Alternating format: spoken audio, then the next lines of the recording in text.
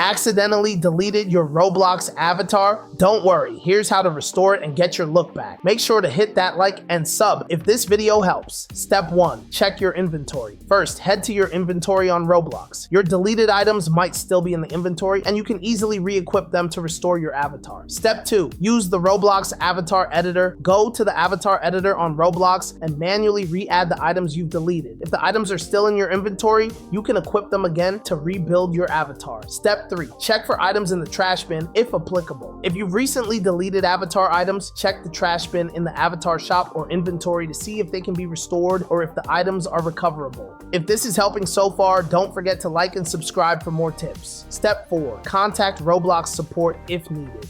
If you can't find your deleted avatar items in your inventory or trash, you can try reaching out to Roblox support for assistance. They may be able to help restore your items if they were accidentally lost. That's how you restore your deleted avatar on Roblox. Check your inventory, use the avatar editor, and contact support if needed. Don't forget to hit subscribe for more tips and comment for any other how-to you might need.